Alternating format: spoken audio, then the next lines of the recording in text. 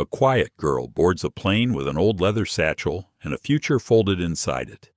Minutes later, that satchel vanishes into a metal chute and the cabin freezes. Who gets to decide whose work matters in 30,000 feet, or even before the wheels leave the ground? When a senior attendant's cold certainty collides with an 18-year-old's calm resolve, what breaks first, the rule or the bias behind it? If your years of sacrifice were tossed away in a blink, would you fight, or would you fold?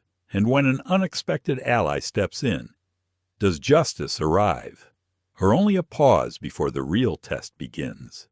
This is the journey of Imani Brooks, a young black innovator whose voice stays steady while the room tilts against her, who carries a device to clean the oceans and a lesson about dignity that cleans the air around her. Will a single flight rewrite a career, a company, and a conversation far larger than one aisle and one seat number? If you stand with courage and believe respect should not need permission, tap like, share this story, and subscribe to our channel. Take your seat. The doors are closing, and the story is ready for takeoff. The late afternoon sun slanted through the massive glass windows of Dallas-Fort Worth International Airport, spilling gold across the polished floor. Imani Brooks adjusted the strap of her old leather satchel, the one she had carried since freshman year. The bag had scratches on its corners and a stubborn brass clasp that needed an extra push to close. But inside, nestled in layers of foam and careful packing, was the reason she had barely slept in a week, the prototype for Project Luminara, her team's answer to ocean microplastics. She moved through the terminal with quiet determination, her sneakers squeaking softly on the floor. Every step carried her closer to Munich, to the Global Youth Innovation Forum, and to a chance at showing the world what she and her friends had built. Ethan Ward, already at the gate, waved when he saw her. He was tall, wiry, his sandy blonde hair falling into his eyes as he tapped away on his laptop. Sofia Ramirez sat beside him, her dark curls pulled into a messy bun, a travel mug clutched between both hands. Sofia was staring out the window at the plane that would take them across the Atlantic, her reflection shimmering in the glass. "You made it." Ethan grinned, standing to take her satchel as if it were treasure. "I wouldn't miss this for anything," Imani replied, though her voice carried a weight they both understood. This wasn't just a trip. It was the culmination of 2 years of late nights, skipped weekends, and moments when quitting had almost seemed easier.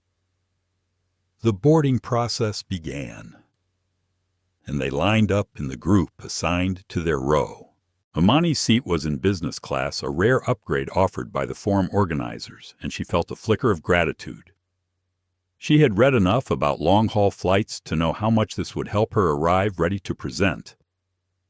Inside the cabin, the hum of air conditioning and the faint scent of leather mixed with something floral from the galley. The seats were wide, the kind you could sink into and almost forget you were flying.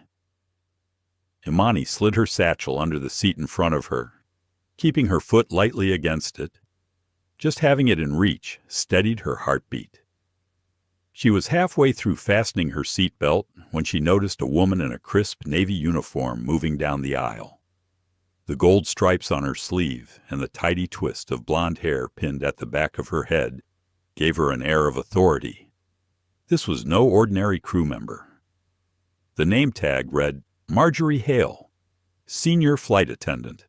Marjorie's eyes swept over the cabin with practiced control, pausing briefly on Imani's satchel. She stopped. "Ma'am," Marjorie said, her voice polite but firm, "that item will need to be stored in the overhead compartment." "It's delicate," Imani explained. "It contains equipment for a presentation. It's safest right here." Marjorie's lips pressed into a thin line. "Our policy is clear.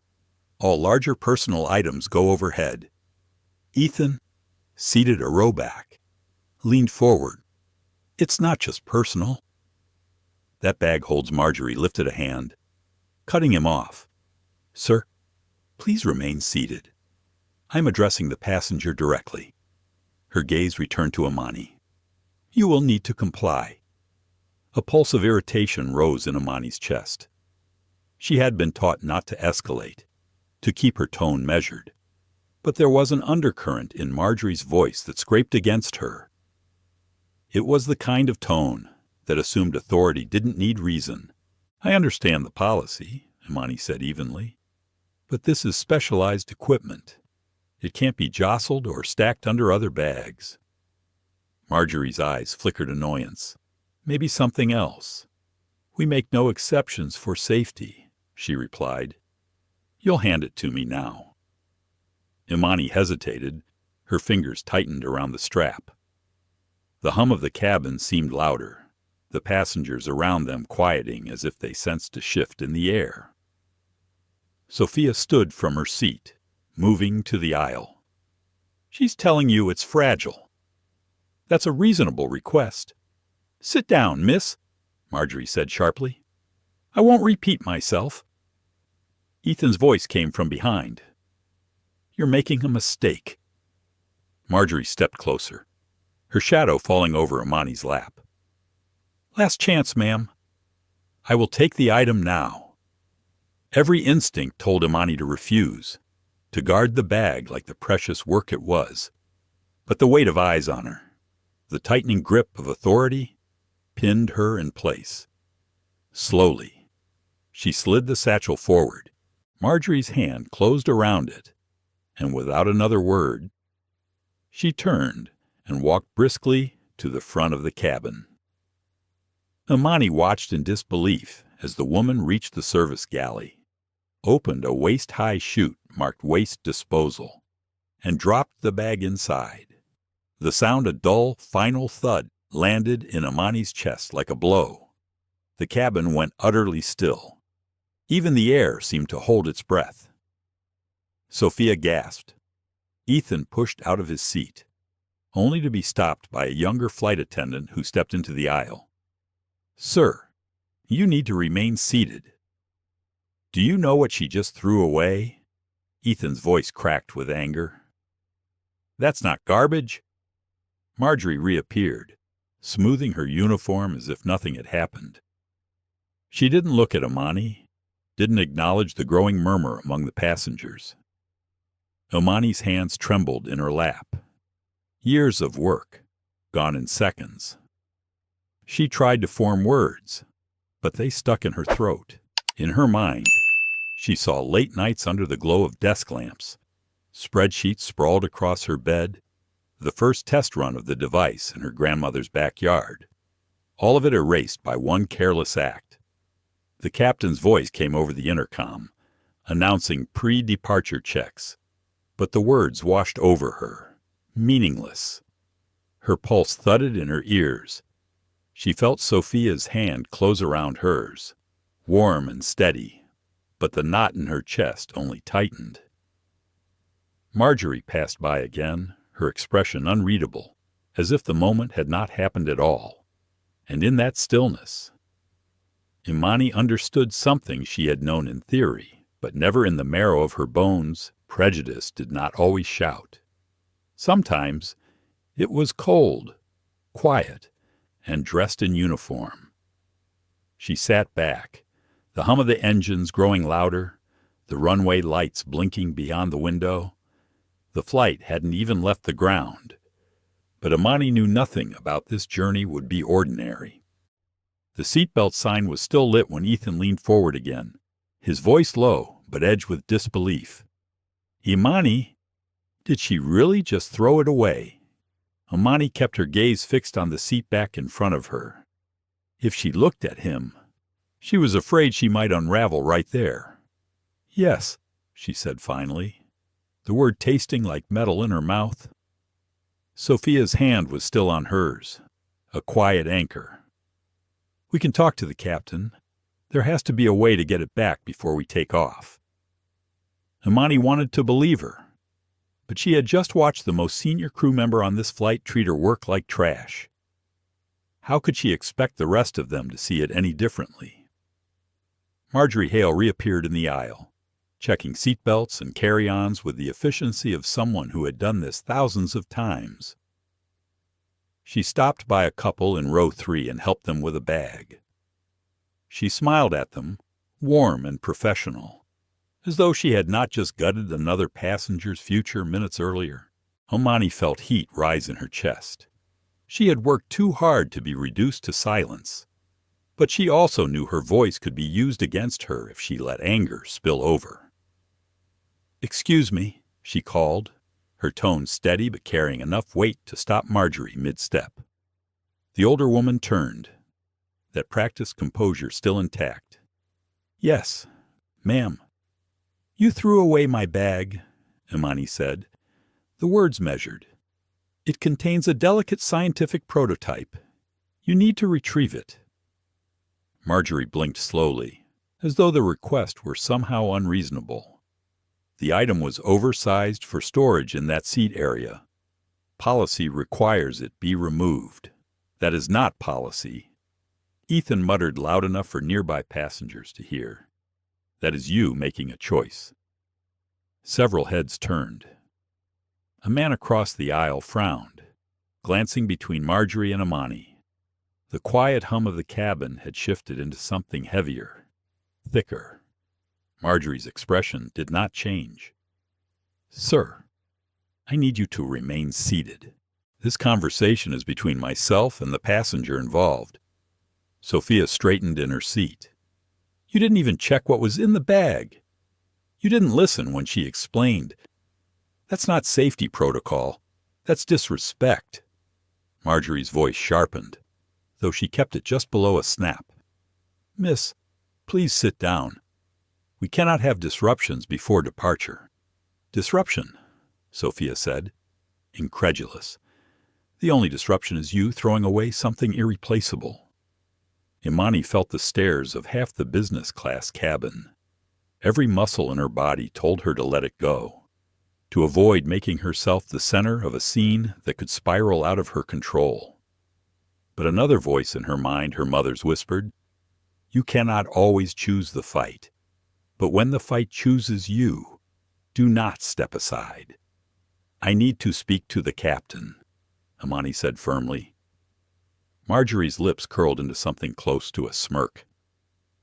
"The captain is occupied with pre-flight duties." "I will make a note of your concern." "A note," Ethan said under his breath, shaking his head. Marjorie began to turn away. But then an unexpected voice cut through the air from the front of the cabin. "Is there an issue here?" A man in a tailored charcoal suit stood in the galley doorway. His presence commanded attention without effort. Silver streaked his dark hair, and behind his glasses, his eyes were sharp and alert. Marjorie's demeanor shifted instantly. "Mr. Drake," she said, her voice softening. "Just a minor matter." A passenger had an oversized personal item, Leonard Drake, regional director for the airline, stepped forward. "And what happened to this item?" Marjorie hesitated. It was placed in disposal due to potential safety concerns. The silence that followed was palpable. Even the distant sounds from the jet bridge seemed to fade. Drake's gaze slid to Imani, his brow furrowing.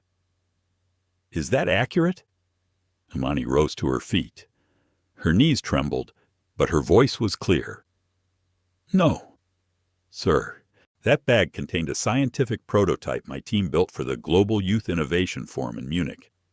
I explained that it needed to stay with me. She didn't listen. She just took it and threw it away." The man's expression hardened. "Threw it away." He turned back to Marjorie, his tone no longer polite. "You disposed of property without inspection, and without verifying the passenger's statement about its contents." Marjorie's hands clasped in front of her. "Sir, my priority is safety, and mine is ensuring our passengers are treated with basic respect," Drake interrupted. His voice was low, but it carried through the cabin. You will have the ground crew retrieve that bag immediately? Her composure faltered. The ground crew has already begun final checks. Then stop them, Drake said. Each word clipped.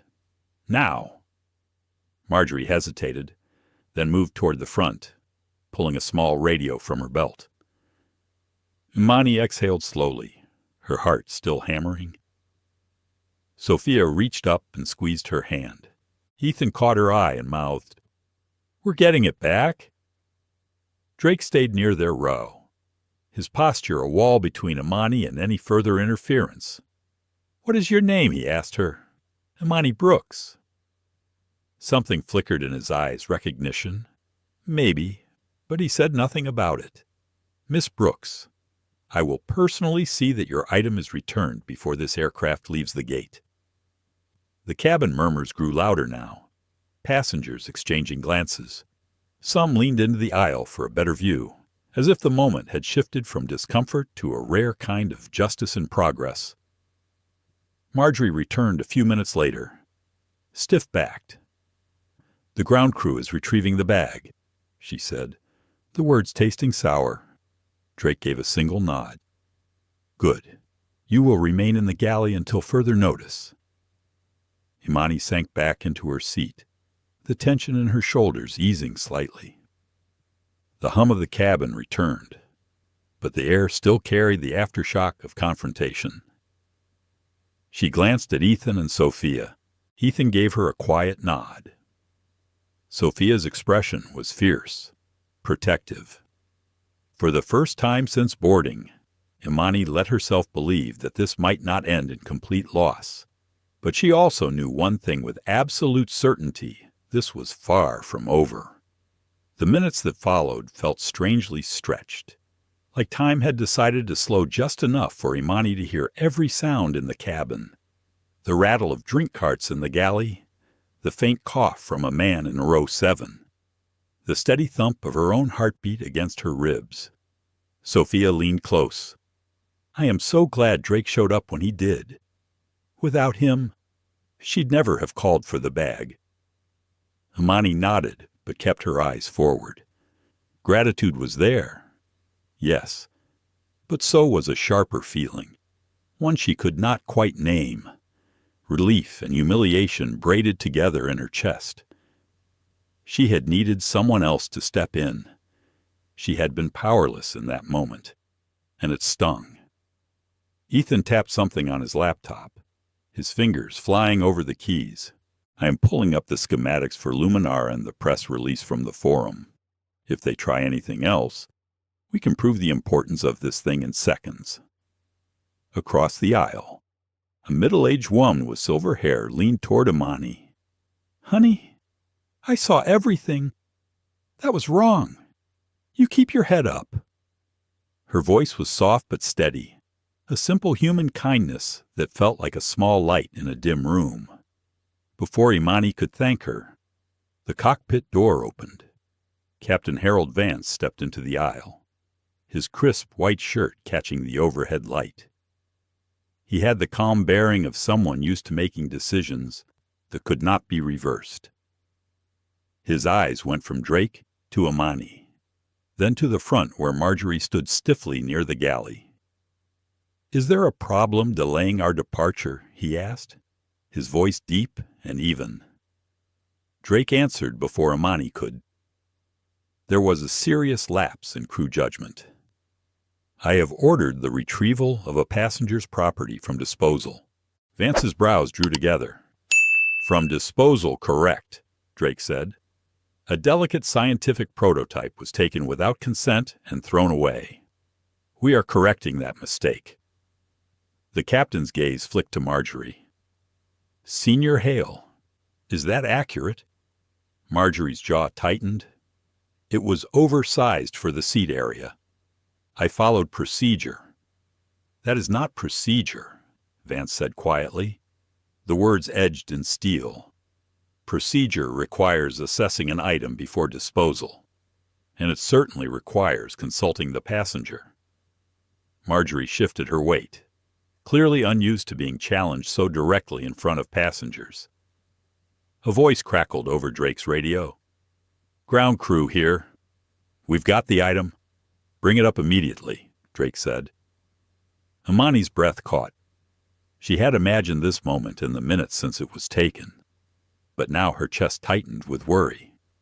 What if it had been damaged? What if the internal components had shifted when the ground crewman appeared? The cabin seemed to pause. He held the satchel carefully in both hands, as though sensing its importance. It was scuffed.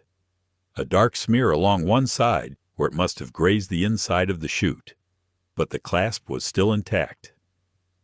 Drake took the bag from him, inspected it briefly, then turned and walked straight to Imani's seat. He crouched so their eyes were level. "It's here," he said, "safe.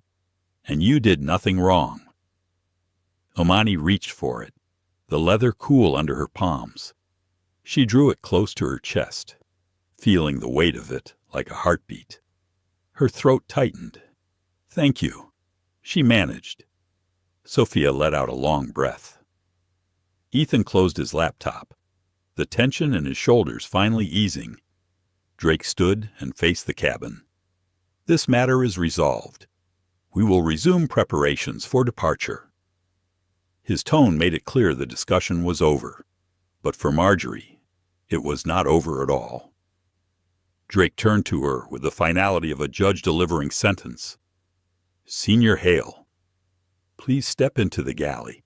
She obeyed, her steps slower now, each one echoing in the near silence of the cabin. Drake followed her, and though the words of their conversation were too low to hear, the passengers could see the shift in posture. Marjorie's chin dipped, her shoulders, once squared with authority, rounded slightly. When Drake returned alone, he addressed the captain in a low voice. Vance gave a single nod, his face unreadable, and then picked up the intercom to inform the passengers there would be a short delay.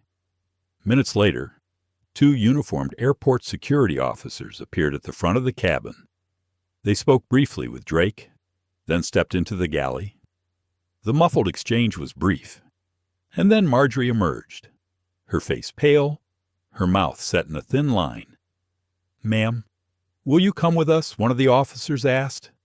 She did not answer, just walked toward the exit with the rigid grace of someone determined not to break in front of an audience. Her heels clicked against the floor, each sound marking the unraveling of her authority. Passengers watched in silence, some with pity, others with quiet satisfaction. When the door closed behind her, a collective breath seemed to move through the cabin. Sophia leaned toward Imani, her voice fierce but low. "She'll never do that to anyone again." Imani managed a small smile, though inside she was still sorting through a swirl of emotions. Part of her felt vindicated. Yes. But another part wondered how many others had been treated this way without someone like Drake to intervene. The new attendant assigned to their section moved with a gentleness that felt almost reverent. She offered drinks, adjusted headrests, and even brought Imani a warm towel without being asked. It was as if the entire crew had decided, consciously or not, to make amends. Imani rested the satchel on her lap for the remainder of the taxi toward the runway. She traced the worn edges of the leather and thought about the people who had stood for her: Ethan, Sophia, the woman across the aisle, even Drake. And she thought about the people who had watched, some silently recording, some choosing to look away. Her father's words came to her then, from a conversation long ago when she had been frustrated about an unfair grade in school. The world won't always give you fairness, Imani, but you can decide whether you will let the unfairness define you, or you will define the way you answer it. As the plane rolled forward, the hum of the engines rising, she tightened her grip on the bag. She had been tested before even leaving the ground, but Munich was still ahead. The Forum was still ahead, And her voice, her work would not be silenced by what had happened in this cabin. She glanced at Ethan and Sophia. They both nodded back at her, an unspoken promise passing between them. Whatever came next, they would face it together. The plane eased away from the gate, the low rumble of the engines filling the cabin. Outside the window, the late Texas sun dipped toward the horizon, painting the tarmac in streaks of orange and gold. Imani leaned back, her fingers resting on the satchel in her lap. The leather was warm now, absorbing the heat from her hands, a steady reminder that her work was still here. Sophia took a slow sip from the glass of water the new attendant had brought, her eyes fixed on Imani.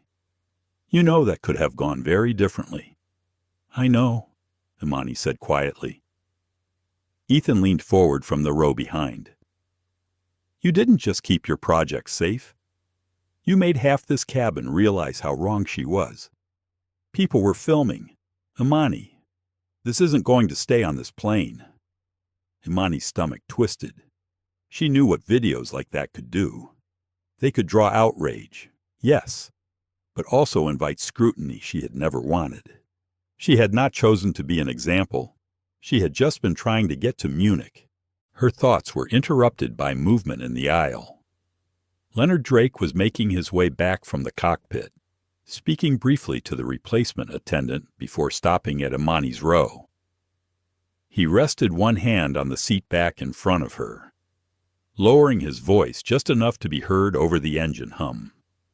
"Miss Brooks, I wanted to check in with you before we reach cruising altitude," he said. "Is the prototype intact? I think so."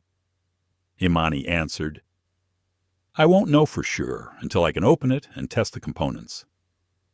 "Do you need space to do that?" he asked. She hesitated. "Not now. It's secure for the moment." He gave a brief nod. "Good. For what it's worth. I'm sorry you experienced this. I've already sent a report to corporate. The crew member's conduct is unacceptable." Sophia's brow lifted. "Is that going to mean anything, or will it just be a file somewhere?" Drake looked at her steadily. "It means there will be consequences. But it also means change only happens if the right people speak up. Today you did." Imani met his gaze. "I didn't feel like I had a choice." "Sometimes that's when our voices matter most," Drake said. His tone was even, but there was a flicker in his eyes that told her he had seen his share of moments like this before. As he stepped away, Imani felt a shift in the air. Drake's presence was more than just managerial authority. It was a reminder that power could be used to protect as well as to harm. But it also left her with a question she could not shake. Why had it taken his arrival to make things right? The plane climbed, the soft chime of the seatbelt sign switching off. The new attendant began service, her smile warm and genuine. Passengers chatted quietly, some glancing at Imani with nods of solidarity. Ethan passed his phone over the seat. "Look," he whispered. A short video was already circulating on social media. The caption read, "Senior flight attendant tosses passenger's bag. Faces immediate consequences." It had been posted by someone in business class and already had thousands of views. Imani's face was in the frame, calm but tense as she spoke to Marjorie. Drake's voice could be heard ordering the bag retrieved. In the comments, strangers were debating the details, but most sided with Imani. Words like injustice, bravery, and unbelievable filled the screen. She handed the phone back. "This wasn't supposed to be about me." "It's not just about you," Ethan said. "It's about how people get treated when they don't fit the picture in someone else's mind." Sophia leaned in.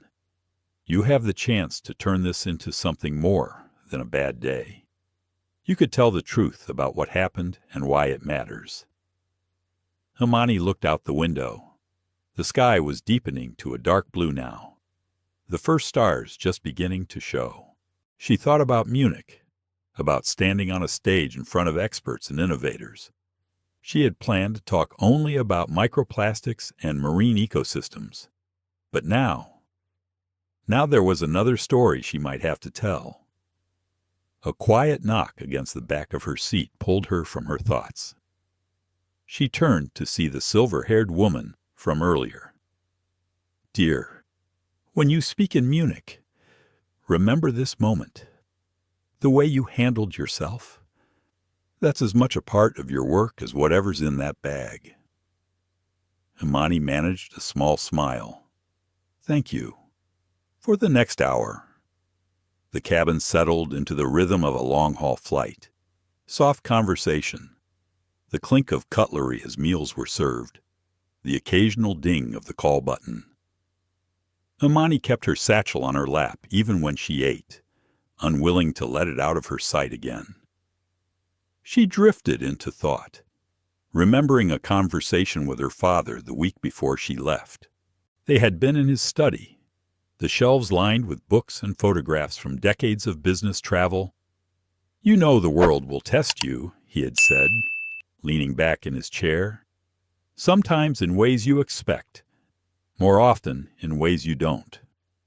When it happens, Imani, you will have to decide if you're going to match their anger or hold on to your center." She had asked him then if he had ever been tested like that. He had only smiled, a little sadly, and said, "More than once." Now, replaying those words, she understood them in a way she hadn't before. Somewhere over the Midwest. Leonard Drake returned once more. This time he crouched beside her seat, his expression more measured. "I don't want to intrude," he said, "but I feel I should tell you something. I know your father." Imani's head tilted slightly. "You do?" "We've crossed paths at shareholder meetings. I didn't make the connection until I heard your last name. He's a man I respect a great deal." Imani stayed quiet, unsure if she wanted her father's position to become part of this conversation. "I'm telling you because it means you have influence, whether you choose to use it or not," Drake said. "What happened here today won't disappear. How you respond will decide whether it becomes another bad story or a reason for change." He straightened, gave her a nod, and walked back toward the cockpit. Sophia leaned over. "Sounds like he just handed you the microphone." Imani stared at the back of his suit jacket as he disappeared down the aisle. A microphone, she thought. Maybe. But the question was whether she was ready to speak into it. The cabin lights dimmed as the aircraft leveled off into its long climb. A soft blue glow replaced the bright overheads, casting everything in a calmer hue. The hum of the engine settled into a steady rhythm, the sound that would fill the next 9 hours. Imani adjusted her seat slightly, but her mind refused to settle. The satchel rested safely in her lap, yet she kept a hand on it, her fingers tracing the familiar stitching. She had imagined this flight so many times, rehearsing her presentation in her head, picturing herself arriving in Munich with nothing to distract her from the forum. But now, the memory of what had just happened was etched into her mind like a scar. Ethan leaned forward, speaking low so no one else could hear. "I sent the video to a couple of reporters I know through my uncle. If this blows up, the airline will have to address it." Imani glanced at him. "I didn't ask for that." "I know," Ethan said, "but you can't just let this vanish. If they treat you this way, they'll treat others this way. And not everyone is going to have Leonard Drake walk on board at the perfect moment." Sophia nodded from across the aisle. "He's right. Imani, this isn't just about your bag. It's about the way she looked at you like you didn't belong here." Imani sighed, leaning her head back against the seat. "You think I don't know that I've seen that look before? At school, at competitions, even in grocery stores. But every time, my parents told me to choose my battles. This one, her voice trailed off. This one chose me, up in the cockpit. Captain Harold Vance sat with his hands resting lightly on the controls, his eyes scanning the instrument panel. The quiet inside the flight deck was a stark contrast to the tension he had left behind in the cabin. "You're going to file that incident report?" he asked without looking away from the altimeter. "Yes." Leonard Drake's voice came from behind him, steady but firm. "This is not the kind of situation we can bury." Vance glanced over his shoulder. "Marjorie's been with the company for over 20 years. She's respected." "And she abused that respect today," Drake said flatly. "Experience doesn't excuse behavior that undermines passenger safety and dignity. This wasn't a misunderstanding. It was an act of bias disguised as procedure." Vance let out a slow breath. "I agree she crossed a line, but this is going to ripple through the crew ranks. You know how they close ranks when one of their own gets disciplined in front of passengers." "I'm not here to protect egos," Drake replied. "I'm here to protect the standard of service we claim to have. If the standard doesn't apply equally, then it's just a slogan." Vance gave a small nod, his jaw tightening. "You've got a point." Back in the cabin, the replacement attendant approached Imani with a gentle smile. "Miss Brooks, would you like something to eat now? We have the early dinner service ready." Imani shook her head. "Maybe later." "Thank you." The attendant nodded and moved on. Sophia leaned closer. "Do you think Drake knows your father is a shareholder?" Imani hesitated. "He said he does, but he didn't treat me differently before he found out. He was already standing up for me." "That matters," Ethan said. "Means his reaction was about right and wrong, not just about politics." Imani let out a soft hum of agreement, though a flicker of uncertainty remained. Her mind wandered to the upcoming forum. The stakes there were entirely different, a hall full of scientists, policymakers, and investors waiting to hear ideas that could change the world. Her original plan had been simple: speak about the science, win the grant, and come home. But now another voice whispered in her mind, asking what it would mean to leave this incident unspoken. If she stayed silent, she would keep the focus on the project. If she spoke out, she might risk overshadowing the work with a story about prejudice on a plane. Yet maybe the two stories were connected after all. Her work was about protecting the planet for everyone. And what was the point if not everyone was treated with equal respect? She closed her eyes, feeling the pull of both choices. Up front, Drake finished speaking with Vance and stepped out of the cockpit. Instead of walking back to his seat, he paused near Imani's row. "Miss Brooks," he said quietly, "when we land in Munich, there will be a representative from corporate waiting to speak with you. I'll be there as well." Imani's brows lifted. "Why?" "Because what happened today is going to require more than a formal apology," Drake said. "They need to hear from you directly." "I don't know what I want to say to them yet," she admitted. "That's fine," Drake replied. "You'll have time to decide. But I'll tell you something I've learned in this business. If you don't speak for yourself, someone else will speak for you, and they won't always get it right." With that, he moved down the aisle, leaving her with a thought she could not shake. The rest of the cabin had settled into the quiet of cruise. Passengers pulled blankets over their laps. Screens flickered with movies, and the scent of reheated meals drifted through the air. Yet Imani's mind was anything but still. She imagined walking into the forum's main hall, her slides ready, her teammates seated in the front row. She imagined the moment she might look up from her notes and decide to tell the story of this flight, not to humiliate Marjorie Hale, but to name the truth of what had happened and to show that science and dignity belonged in the same conversation. A part of her resisted the idea. She had worked too long to have her achievement defined by an act of ignorance. But another part felt that the very reason she worked so hard was so that voices like hers could be heard, without being silenced or dismissed. Ethan broke the silence. "Whatever you decide in Munich, we'll back you." Sophia nodded. "Always." Imani looked at both of them. The hum of the engines filled the space between their words. She rested her hand on the satchel again, feeling the outline of the prototype inside.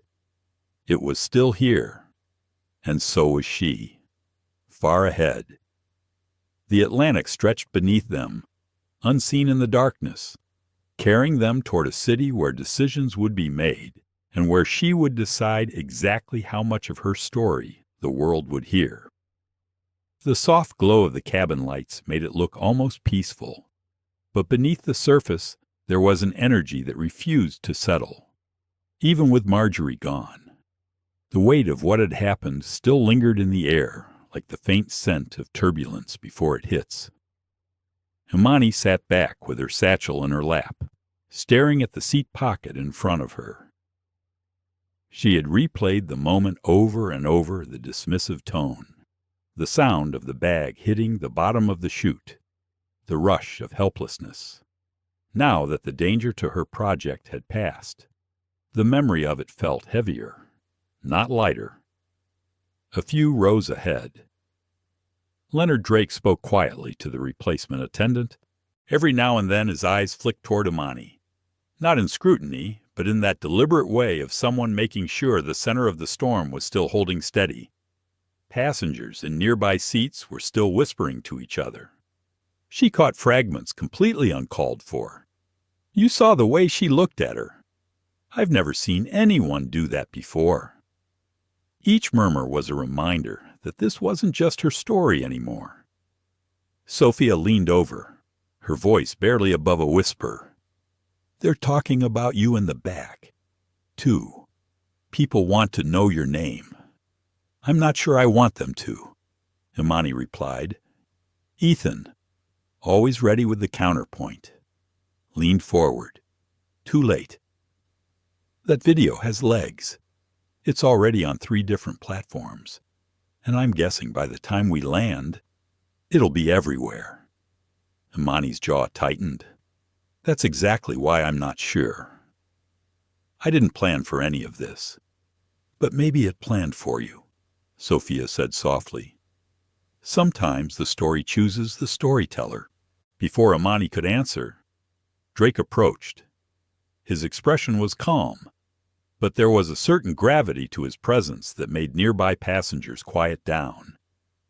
"Miss Brooks," he said, "I've just been informed that corporate is preparing an official statement. They've seen the footage." Imani looked up at him, from who Drake gave the faintest hint of a smile. It's hard to say when half the cabin was filming. Ethan grinned faintly, but Imani wasn't in the mood to celebrate. "So what happens now?" "Now," Drake said, "we make sure they hear the truth from you before they try to frame it for themselves." There was something in his voice that told her he understood the stakes. If she stayed quiet, the airline could package the incident as a misunderstanding, a regrettable but small mistake. But if she spoke, the story could take a different shape entirely. "When we land," he continued, "there will be a representative from our Munich office waiting at the gate. They'll want to meet with you immediately." Sophia's eyes widened. "They're not wasting any time." "They can't afford to," Drake said. "This isn't just about one passenger. This is about trust in the brand." Imani met his gaze. "And what if I'm not ready to talk to them?" "Then you tell them that," Drake replied. "But I think you're stronger than you feel right now." With that, he stepped back, giving her space. Dinner service resumed. but Imani barely touched her food. She kept thinking about the moment ahead in Munich, the meeting she hadn't planned for, the questions she hadn't prepared to answer. Ethan broke the silence between them. You could keep it simple. Just tell them exactly what happened. It's not that simple, Imani said. If I do that, I have to decide if I'm going to say why I think it happened. Sophia's gaze softened. You mean you'd have to say it was because you're black? Imani looked down at her hands, still resting on the satchel. I'd have to say I believe that's why she saw me as someone who didn't belong in this seat. With this bag, on this flight? No one spoke for a moment. The hum of the engines filled the space instead. Finally, Ethan said, if you don't say it, someone else will, and they might not say it right. The words echoed what Drake had told her earlier, and she felt that truth settle in her chest. The rest of the flight passed in a haze.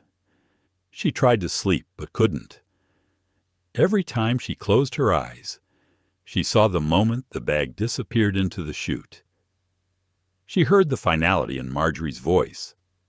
She felt the quiet in the cabin when no one yet knew what would happen next. Hours later, the announcement came that they would begin their descent into Munich. Imani fastened her seatbelt, her stomach tightening not from turbulence, but from the weight of what awaited her. As the wheels touched down, a ripple of relief moved through the passengers. People reached for their phones, their bags, their jackets. Imani stayed seated, the satchel secure at her feet. When the seatbelt sign went off, Drake appeared once again. Miss Brooks, if you'll come with me, we'll head straight to the meeting room. Your friends can wait in the arrivals area. Ethan and Sophia both started to protest, but Imani shook her head. It's okay. I'll be fine. Drake led her off the plane, down the jet bridge, and into the cool, efficient brightness of the terminal. Waiting near the gate was a woman in a tailored gray suit, her dark hair pulled back, a small tablet in her hand. She introduced herself as Annika Vogel, the Munich corporate liaison. Miss Brooks, we appreciate you taking the time to speak with us immediately, Vogel said. Her voice was polite, but there was a tension in her eyes. We'd like to hear directly from you about the incident. They entered a glass-walled conference room near the gate. Vogel gestured for Imani to sit, Drake taking the seat beside her like a silent witness. Imani took a breath. She could feel her heart beating in her throat. This was the moment she had been circling for hours. She began simply, telling them about the bag, about the contents, about the words exchanged. She described the way Marjorie had dismissed her explanation, the way she had been cut off, the moment she saw the bag vanish. And then she paused. Her fingers curled against the edge of the table. I believe she made that decision because she looked at me and decided I didn't belong in that seat with that bag. Imani said, and that's not about safety. That's about bias. The room was silent for a moment. Vogel's eyes didn't waver. Thank you for saying that, she said finally. Drake's presence beside her was steady, like a wall at her back. Vogel nodded, making a note on her tablet. We'll be conducting a full investigation. This will not be minimized. And I want to be clear. Miss Brooks, you will not be asked to stay silent about this. Imani felt something shift inside her, a release of pressure she hadn't realized she was holding. She had said it out loud. She had named it. When the meeting ended, Drake walked her toward the arrivals area where Ethan and Sophia were waiting. As soon as they saw her, they rushed forward, both speaking at once. She held up a hand and smiled faintly. I told them the truth. Sophia's eyes shone. Then you've already won. By the time they left the glass-walled conference room, The sharp edge of adrenaline had faded into something quieter, but heavier.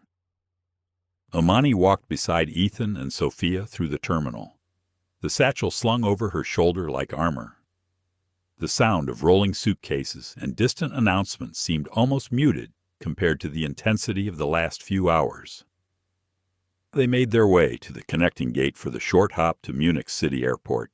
The boarding process was uneventful, almost strange in its normalcy. A smiling flight attendant welcomed them aboard, her tone genuine, her movements relaxed. Imani felt herself unclench slightly, though she still kept the satchel in her lap after they found their seats. Once airborne, Sophia leaned over, lowering her voice. You did it. You told them exactly what happened. That matters more than you think. Imani stared out at the clouds below, thick and white like stretched cotton. I know it matters. I just don't know if I'm ready for the rest of it. The questions, the attention. People will want to talk about what happened on that plane, instead of what we came here to present. That's the thing, Ethan said from across the aisle. It doesn't have to be one or the other. You can make them see the connection. Imani turned toward him. Connection. He nodded. Your project is about cleaning up the environment for everyone, no matter where they come from or what they look like. What happened to you is about the way the world decides who belongs where. It's all part of the same picture. His words sank in slowly. She had been holding the two experiences in separate boxes in her mind, one labeled science, the other labeled injustice. But maybe they weren't separate after all. As the plane dipped toward Munich, the city came into view, its streets lit like thin gold threads weaving through the dark. Imani felt a flicker of anticipation under the weight she carried. They landed without incident, collected their bags, and took a taxi to the hotel where the forum participants were staying. The lobby buzzed with energy. Young people from around the world gathered in small clusters, sharing ideas and laughter in a mix of languages. At check-in, the receptionist handed Imani her room key and a packet with her schedule. Your presentation is in 2 days, she said. There's an optional networking breakfast tomorrow morning if you'd like to meet some of the other speakers. Upstairs. Imani dropped her bag on the bed and sank into the chair by the window. The city lights reflected in the glass, overlaying her own faint reflection. She could see the outline of the satchel on the bed behind her. Sophia knocked and came in, holding 3 mugs from the cafe downstairs. She handed one to Imani and one to Ethan, who had followed her in. The coffee was strong and fragrant, cutting through the fog of travel. Ethan pulled a chair over. We should run through the presentation tonight. Get it into your muscle memory so you can focus on how you want to tell the story. Imani hesitated. Are you suggesting I include the flight? I'm suggesting you decide now if you're going to, Ethan said. That way, if you do, it won't sound like an afterthought. Sophia sipped her coffee. If you tell it your way, not as a viral clip, but as a moment that proves why your work matters. Imani opened the satchel and carefully lifted out the prototype. It was intact, the smooth casing unmarred, the internal mechanisms still aligned. Relief spread through her like a slow tide. She placed it gently on the desk, then opened her laptop. They began to run through the slides, the familiar rhythm of the project details grounding her.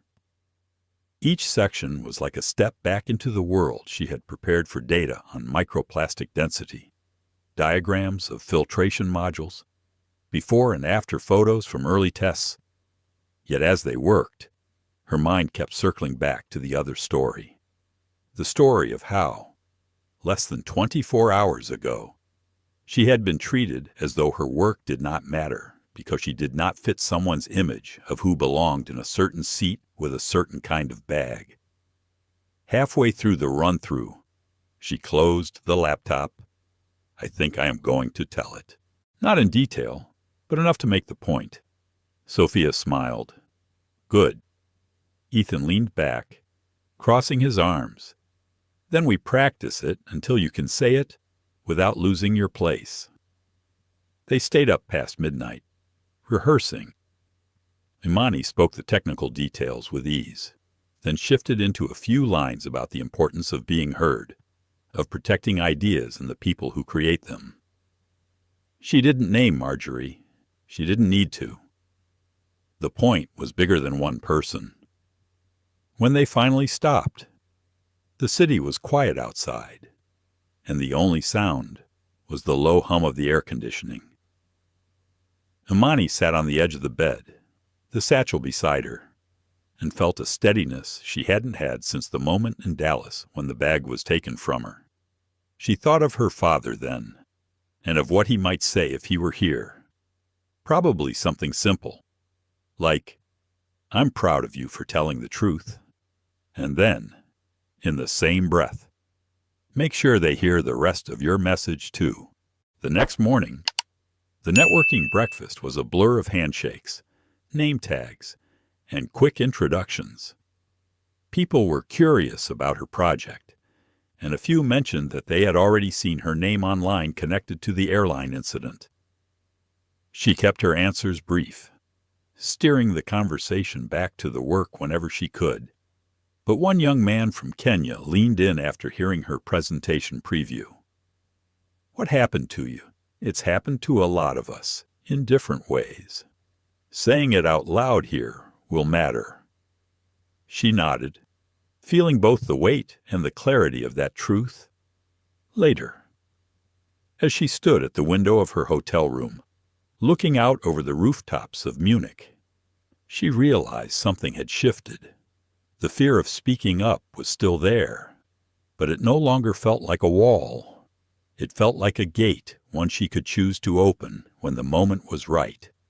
And the moment was coming soon. The morning of the forum began with the muted gray light of an overcast Munich sky spilling into the hotel room. Imani woke early, her mind already running through lines of her presentation, mentally testing the points where she might weave in her other story. The satchel sat on the desk by the window, the prototype inside like a heartbeat she could hear if she listened closely enough.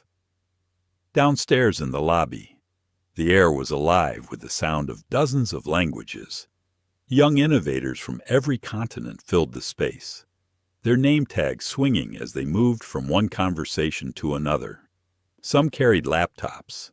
Others held small prototypes or models in their hands. The atmosphere was electric, a gathering of people who believed they might actually change something in the world. Sophia found Imani near the coffee station, her hair pulled back in a sleek ponytail, her eyes alert. "Ready?" she asked. "As ready as I can be," Imani said. Ethan joined them a moment later, carrying a printed schedule. "Our slot is tomorrow afternoon, main stage, which means today we can listen, get a feel for the crowd, and maybe meet some of the judges before they meet us." They spent the morning in panel discussions, each one tackling a different global challenge. Imani found herself both inspired and unsettled. The problems being discussed were enormous climate change, food insecurity, access to clean water, but so was the determination in the voices of the speakers. Listening to them, she knew the forum was more than a competition. It was a shared declaration that these issues mattered enough to fight for. In the afternoon, they set up their booth in the exhibition hall. Rows of displays filled the space, each showcasing a project that represented years of work. The polished floors reflected the bright lights overhead, and the air buzzed with quiet focus. As Imani and her team adjusted their display, she caught sight of a small group of journalists weaving through the hall.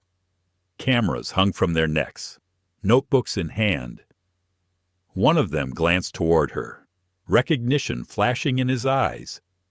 he murmured something to the others, and they all began walking her way. She felt her chest tighten. The first reporter smiled politely. "Imani Brooks, I'm Marcus Klein with the European Science Review.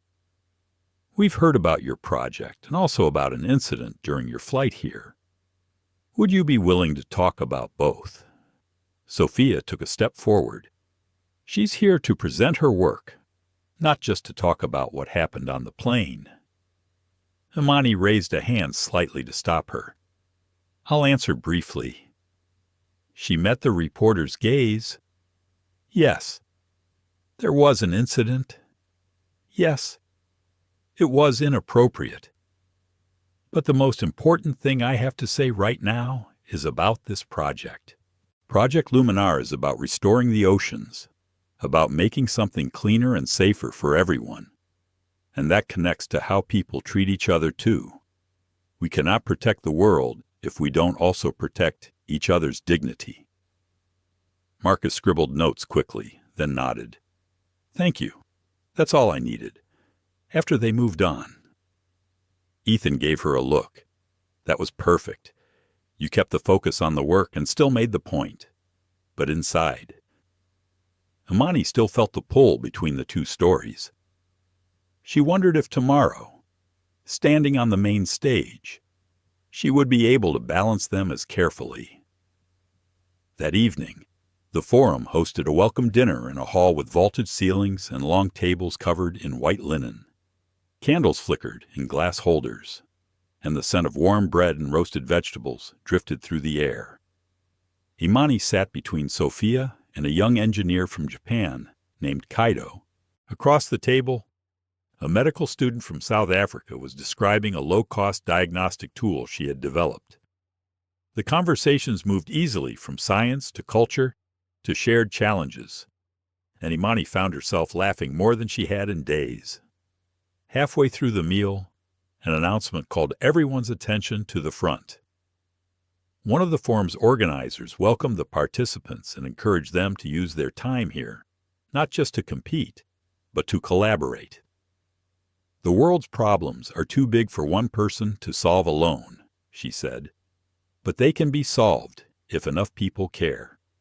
And if those people act together..." Imani felt the truth of those words settle into her. That was exactly what she wanted to believe, that her work, and the work of the people in this room, could matter beyond the walls of the Forum.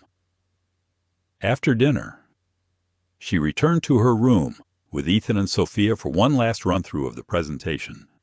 The slides were sharp, the prototype ready, but when they reached the point where she had considered mentioning the flight, Imani hesitated again. Sophia noticed. "You're still not sure, are you?" "I'm sure it happened," Imani said. "I'm sure it was wrong. I'm just still deciding how much space it should take in tomorrow's 10 minutes. Ethan leaned forward. "Then decide it tonight. Because if you wait until you're on stage, you'll either rush it or second-guess it." Imani closed her eyes for a moment. She pictured the cabin, the faces of the passengers, the moment she spoke in that conference room in Munich. She thought about the young man from Kenya at the networking breakfast, about the silver-haired woman on the plane who told her to remember how she handled herself.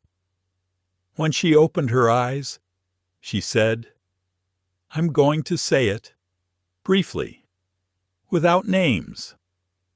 But I'm going to make it clear that our work is not separate from the way we're treated when we bring it into the world." Sophia smiled. "Then we'll run it until it's solid." They practiced late into the night. Imani spoke the story in her own rhythm, letting the details flow just enough to set the scene without pulling focus from the science. She ended that section with a single line. "The way we treat each other shapes the future we're all trying to build." By the time they stopped, she felt a new kind of readiness, not the nervous anticipation of performing, but the steadiness of someone who knew what they wanted to say and why. She went to sleep with the satchel on the chair beside the bed, the prototype safe, her words forming a quiet echo in her mind. Tomorrow would be the day she put both stories into the same light. The morning of her presentation. Imani woke before her alarm. The city outside the hotel window was just beginning to stir, streetlights still glowing faintly against the pale dawn. She sat on the edge of the bed for a moment, listening to the faint hum of traffic below. Her satchel rested beside the desk, the weight of it reassuring. Inside was the prototype, ready to prove itself. Ethan knocked on her door just after 7. Breakfast. She nodded, pulling on her blazer and smoothing the fabric over her shoulders. The three of them went down to the dining room, where other participants sat over coffee and plates of fruit. There was a different energy this morning. Conversations were shorter, eyes sharper, as if everyone was guarding their focus. Sophia set a cup of tea in front of Imani. "You slept enough," Imani said. Ethan opened his laptop and ran through the final version of the slides. "Everything's queued. The tech team has our files. All we need to do now is show up and own the room." After breakfast, they walked to the forum's main hall. The building was a blend of glass and steel, sunlight spilling through high windows onto the polished floors. Large banners hung from the ceiling, each bearing the forum's logo and the words "Innovating for a Shared Future." Inside the auditorium, rows of chairs faced a broad stage flanked by 2 large screens. Technicians adjusted microphones and checked lighting, while volunteers guided presenters to a waiting area backstage. Imani's heart beat steadily, but hard. She had spoken in front of people before, but never a room like this. Industry leaders, government representatives, scientists from around the world. Somewhere out there were the judges whose scores would decide the grand prize. Backstage, the air was cooler, quieter. She could hear the muffled voice of the presenter before her, the audience responding with polite applause. A stage manager handed her a small wireless mic and helped clip the transmitter to her waistband. "You're up in 5, he said. Ethan and Sophia stood close on either side. Sophia gave her hand a quick squeeze. "You've got this." When the stage manager signaled, Imani stepped into the wings. The lights from the stage spilled toward her, bright enough to blur the faces in the first few rows. She took one deep breath, adjusted the mic, and walked out. For a heartbeat, the sight of the room pressed against her chest, the hundreds of faces, the quiet expectancy. She found Ethan and Sophia in the front row, their eyes steady on hers. "Good afternoon," she began, her voice carrying through the hall. "My name is Imani Brooks, and I am here to share Project Luminara, a solution to one of the most urgent problems facing our planet, the spread of microplastics in our oceans." She moved through the opening slides, explaining the design, the filtration process, the early field results. Her voice found its rhythm, the cadence she had practiced until it felt natural. The audience leaned in at key moments, jotting notes, nodding at her graphs. Halfway through, she paused. The next slide was not part of the technical section. It was the space she had reserved for the other story. She glanced at her teammates. Sophia gave a tiny nod. "Before I continue," Imani said, "I want to tell you about the journey that brought me here. Not the months of research or the hours of testing, but the literal journey, the flight that brought me to this city." The room went very still. On that flight, she continued, "I experienced a moment where the work in this bag was nearly lost. It was taken from me without consideration, discarded without a question, because someone decided I did not belong in the seat I was in or with the work I carried." She let the words hang for a moment, I'm telling you this because the way we treat each other matters as much as the solutions we create. If we want a future where our oceans are clean, where our air is breathable, where our communities thrive, then we must also build a future where every voice, every idea, and every person is respected enough to be heard. Her gaze swept the room. Project Luminara is about cleaning the world we live in, but it is also about the belief that a cleaner world is one where dignity is not optional. A silence followed, heavier than before. Then she shifted back into the science, moving through the final slides with precision. She described the cost efficiency, the scalability, the partnerships they had already begun to form. When she reached her last point, she closed simply. We are ready to move from prototype to full deployment, and we are ready to work with anyone who believes in protecting the oceans and the people who depend on them.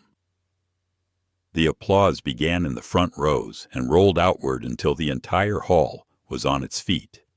The sound filled the space, echoing off the high ceiling. Imani felt her throat tighten, but she smiled, nodding her thanks. As she stepped off stage, the stage manager whispered, "That was incredible." Ethan and Sophia were waiting just beyond the curtain. Sophia hugged her hard. "You said it exactly right." Ethan grinned. "You owned that room." Imani exhaled, the tension draining from her shoulders. "I'm just glad it's over." But she knew it wasn't. The real work would come in the hours and days ahead. In the conversations her words would spark. Back in the hall, strangers approached her with congratulations, questions, and offers to connect. A delegate from a Pacific Island nation spoke about the threat of plastic to their fisheries.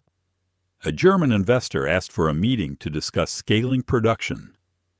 And quietly, between handshakes, more than one person leaned in to thank her for speaking about respect alongside innovation. That evening, in the quiet of her hotel room, Imani set the satchel on the desk and unzipped it. She checked the prototype one more time, even though she knew it was fine. It was habit now, a way of reassuring herself that it was still here, still real. She thought about the faces in the audience, the way they had listened when she stepped outside the boundaries of science to talk about something more human. And for the first time since she boarded the plane in Dallas, she felt completely certain that she had made the right choice. The hours after her presentation passed in a blur of conversation and movement. Imani barely had time to breathe before another person stepped forward to speak with her. Some wanted to know more about the technology. Others wanted to share their own stories of being underestimated. She found herself repeating the same words, but each time they carried a different weight depending on who was listening. By the time the final presentations concluded, the hall had grown quieter. The judges retreated to a private room to deliberate. Imani and her team found a table near the back, the three of them leaning over untouched cups of tea. Sophia broke the silence first. "That standing ovation was the loudest I have ever heard in here. If they do not give you the prize, I am going to storm the stage." Ethan smiled faintly. "She is not kidding." Imani shook her head, though her lips curved in a small smile. "The prize is not everything. We came here to share the work." Sophia raised an eyebrow. "It is okay to want both." The wait felt endless. Every few minutes, someone glanced toward the judge's table at the front of the hall, but the seats remained empty. Imani's thoughts wandered, not to the judge's decision, but to the woman on the plane, whose choices had almost derailed this trip.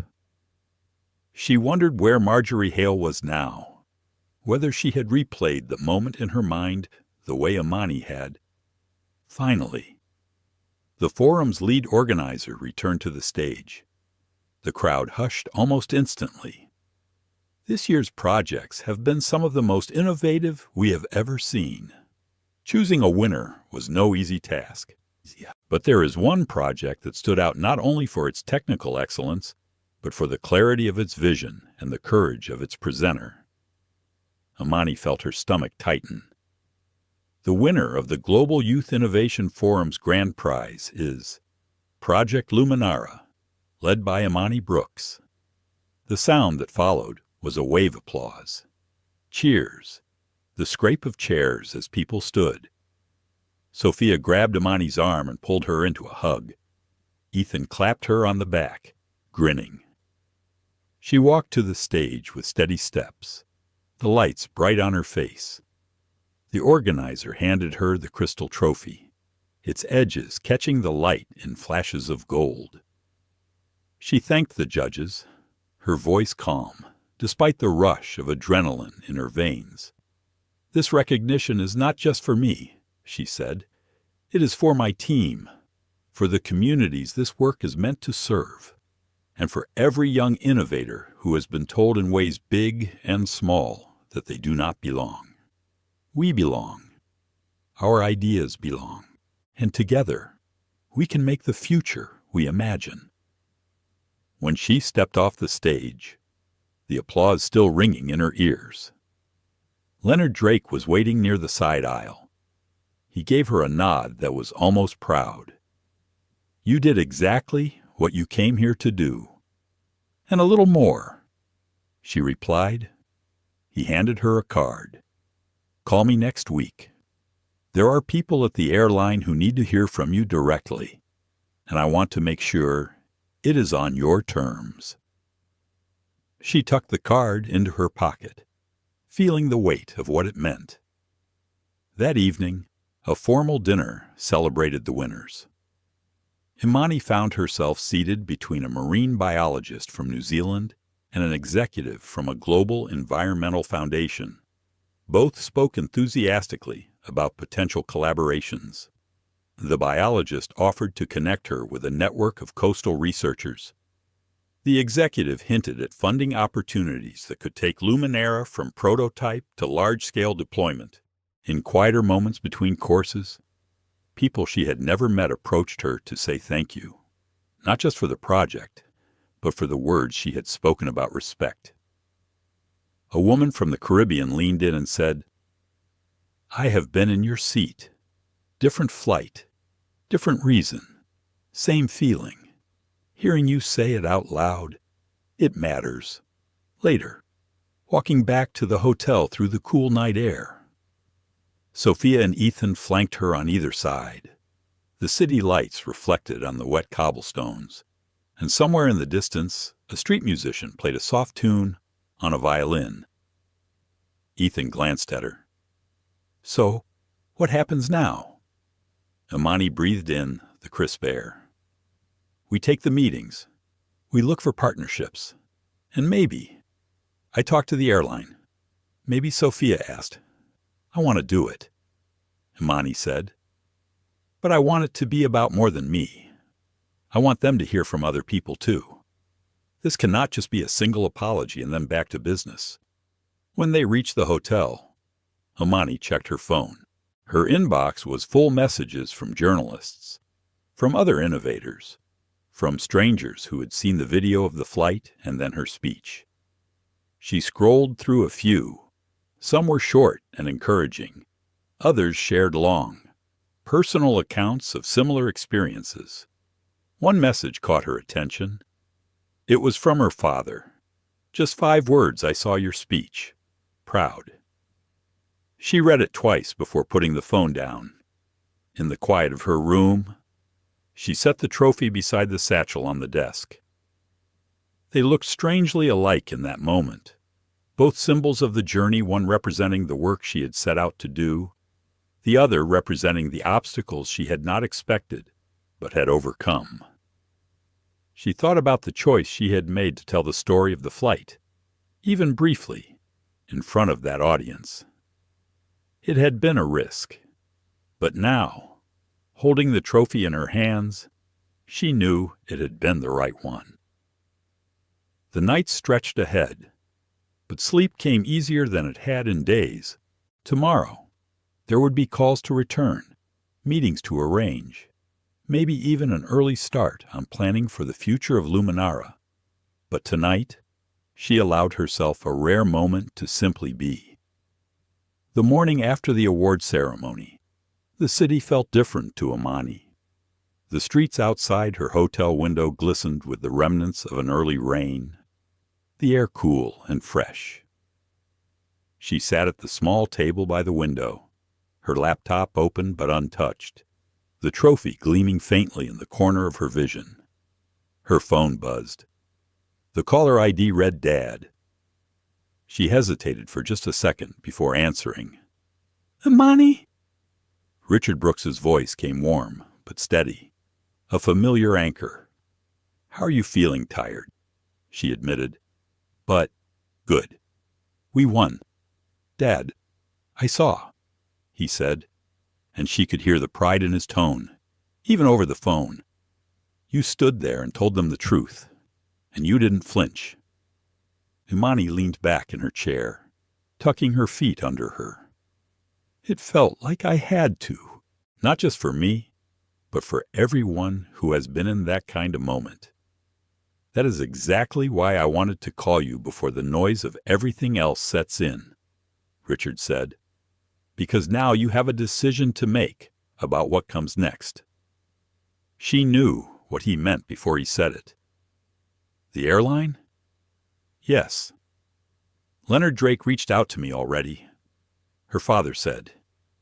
"He told me about the incident and about how you handled yourself. He also told me corporate wants to speak with you directly. You do not have to agree to that if you do not want to." Imani thought about the meeting in Munich with Annika Vogel, about the tension in the air and the careful words on both sides. "I think I do want to. But only if it is not just about them apologizing to me. I want to know what they are going to change." There was a pause on the line. "I was hoping you would say that," Richard replied, "because you are in a rare position right now. People are paying attention. You can make them see that this is not an isolated incident. It is part of something larger." "I have been thinking about that," Imani said slowly. "I do not want to make it personal revenge.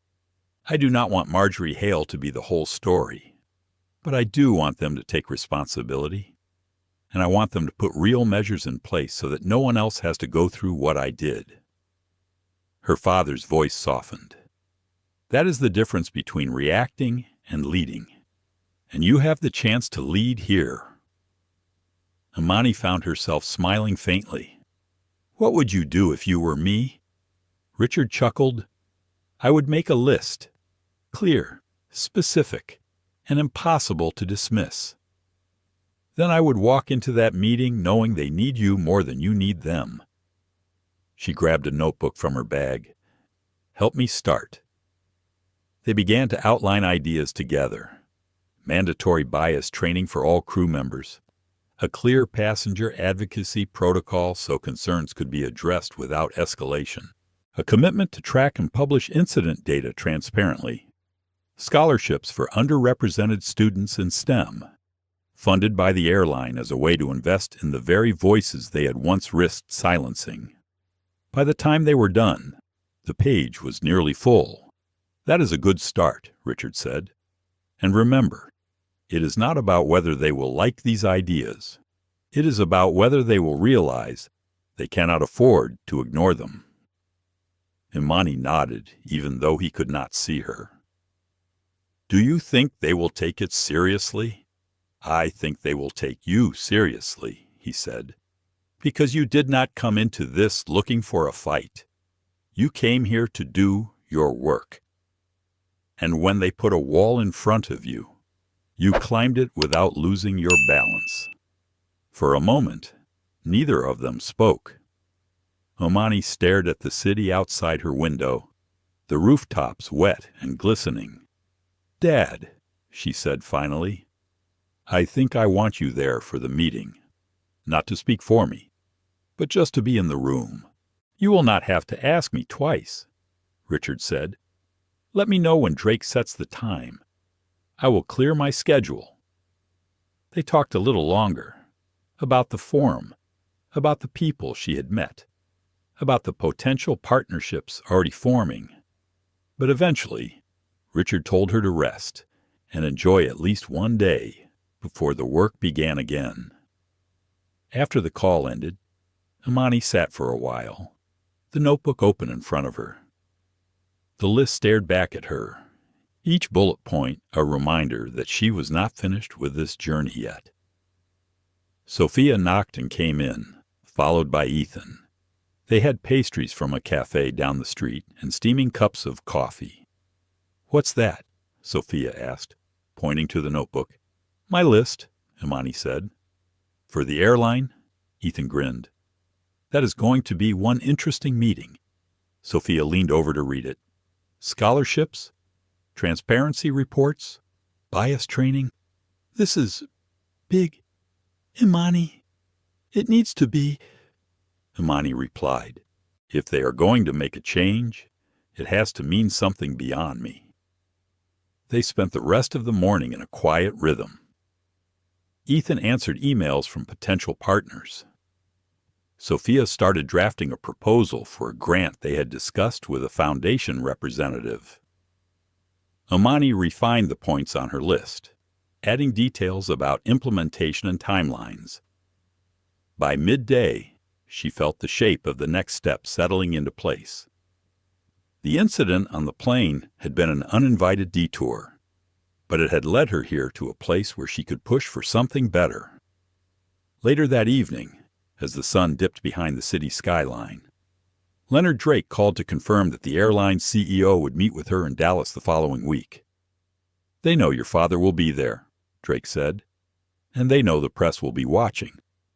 My advice, be clear, be firm, and remember that you hold the stronger hand right now." Imani thanked him and ended the call. She stood by the window for a long time, watching the last light fade. Somewhere in the back of her mind, she thought of the silver-haired woman on the plane who had told her to remember how she handled herself. And she knew she would carry that moment into the boardroom, just as she had carried it onto the stage at the forum. This was not the end of the story. It was the beginning of something larger. Dallas heat rose from the tarmac in shimmering waves as the town car rolled past the hangars toward the airline headquarters. Imani watched through the window, the skyline bright against a hard blue sky. Her satchel rested on her knees. The trophy was back at home, safe on a shelf. Today was not about celebration. Today was about terms. Richard Brooks sat beside her, composed as always, his hands folded over a leather folio. He glanced at her and smiled with his eyes. "You lead? I am here." In the lobby, cool air and quiet carpet. Her receptionist guided them to an elevator and up to a floor lined with glass walls and soft light. Waiting outside a conference room stood Leonard Drake in a dark suit, posture straight, expression steady. He shook Richard's hand, then turned to Imani. "I am glad you came.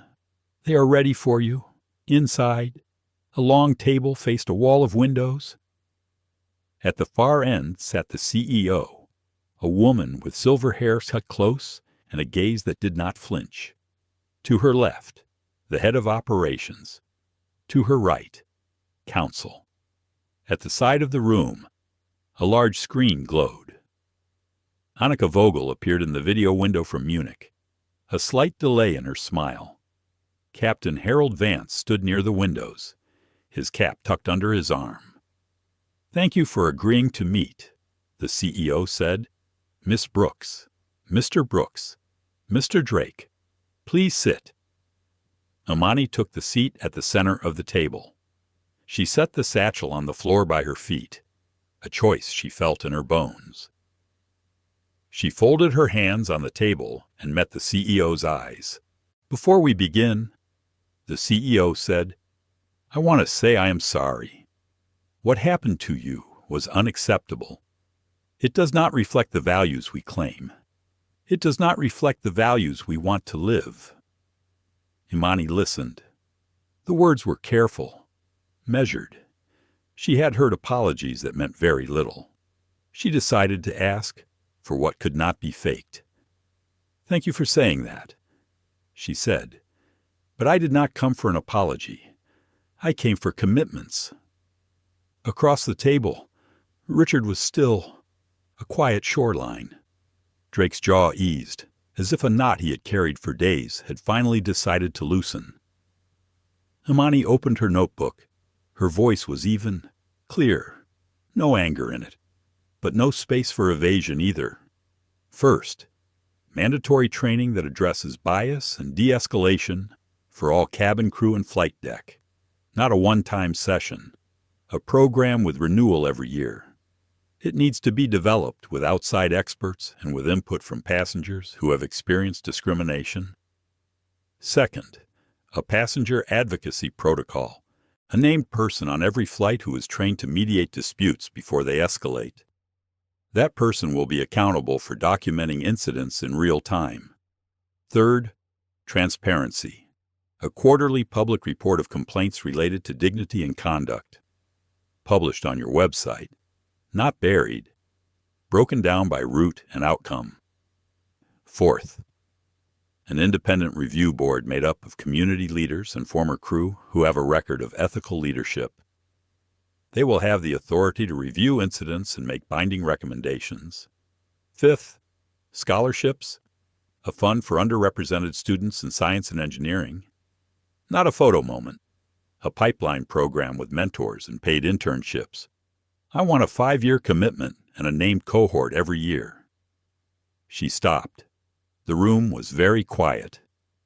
Outside the windows, a plane lifted into a bright sky and vanished with a sigh. The CEO folded her hands.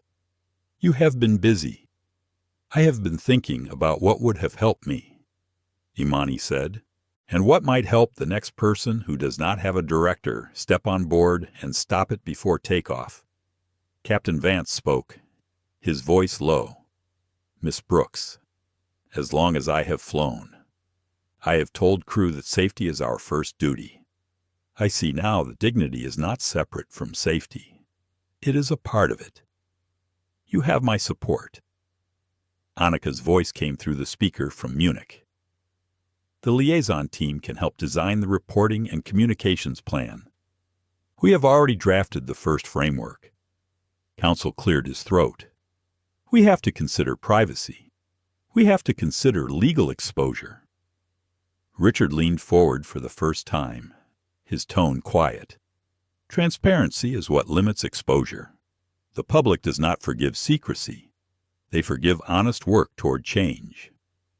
The CEO looked at Imani again.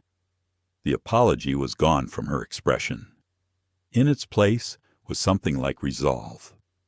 "We will commit to all 5 points," she said. "We will need time to build them. But we will begin today. I will assign owners for each item and publish the plan within 30 days. The first report will be issued at the end of the next quarter." Imani held her gaze. "I want the scholarship program named for students, not for me. No cameras, no stage. Call it the Open Doors Fellowship. Make the process simple and fair." "Agreed," the CEO said. "And one more thing. We would like you to serve as an advisor for the first year, not a figurehead. Someone who will tell us where the plan fails." Imani felt a ripple of surprise move through her. She thought of the long nights over a prototype. She thought of the cabin lights dimming. She thought of a silver-haired woman who told her to remember how she held herself. "I will advise," she said, "on one condition. Your crews must hear the story from more voices than mine. Voices from many places, many ages. If you want a culture that changes, it must listen wider than one person." The CEO nodded once. "Done." They rose. Handshakes were offered and accepted.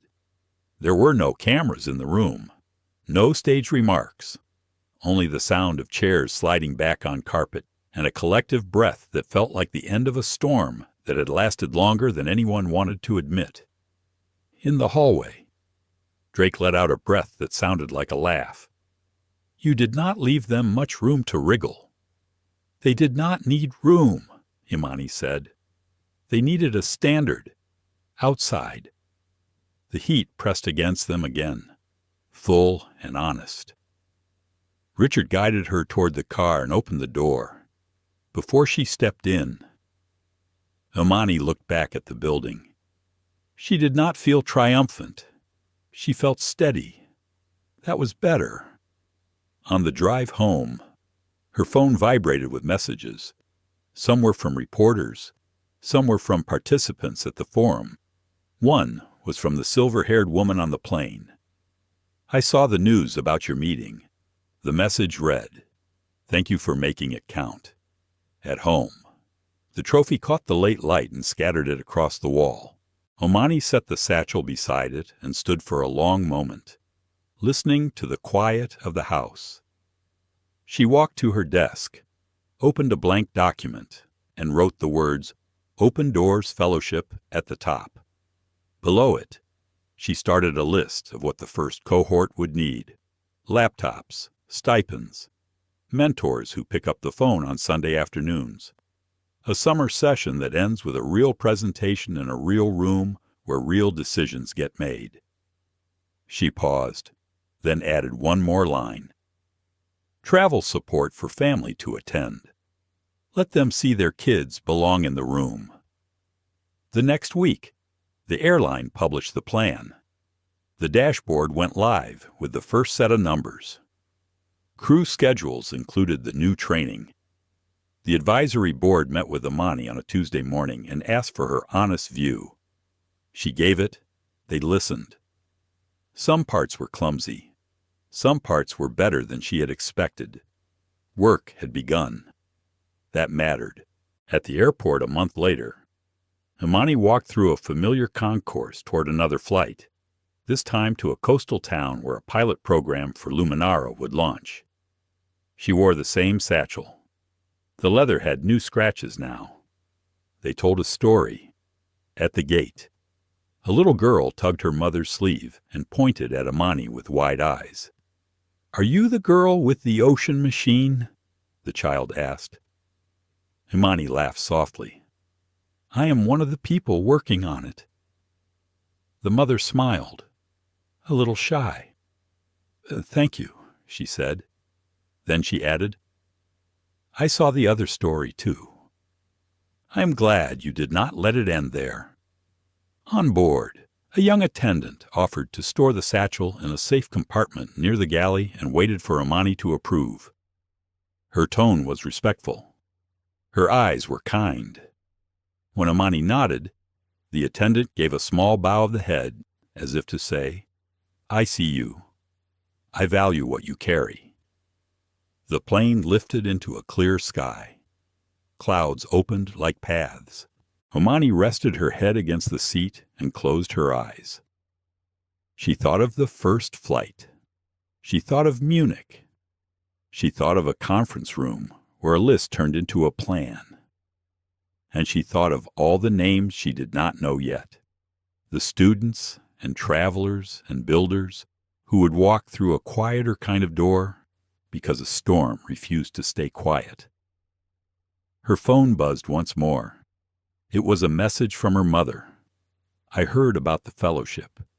It read, "The world will not always welcome you, but you will arrive anyway." Imani looked out at the bright line where sky met sky and let the words settle. She breathed in. She breathed out. She smiled. Arriving was not a single moment. It was a practice. It was the choice to keep showing up with the bag you carry and the voice you own. It was the small courage of naming what is wrong and the larger work of building what is right. The engine hum steadied into a soft, constant sound. The seatbelt sign clicked off. A child laughed 3 rows back. Somewhere up front, ice chimed against glass in a cart. The world moved. and Amani moved with it, not to be welcomed, but to arrive. Amani did not raise her voice. She raised the standard. From a silenced aisle to a standing ovation, from a tossed bag to a fellowship that opens doors. She turned one moment of harm into many moments of help. She won the prize, yes, but the greater victory was quieter. She chose not to punish a person and walk away. She chose to change a system and stay. This story asks more of us than outrage. It asks for the kind of love that protects each other's dreams, and the kind of respect that does not wait for permission. It asks us to say no to small humiliations that grow into large injustices. It reminds us that prejudice is not a policy and dignity is not optional. Carry this with you the next time you board, the next time you witness, the next time you decide whether to look away. And if this journey moved you, help it move further. Like this video. Share it with someone who needs courage tonight. And subscribe to our channel for the next true story of quiet power, accountability, and hope. New flights, new voices. The door is open.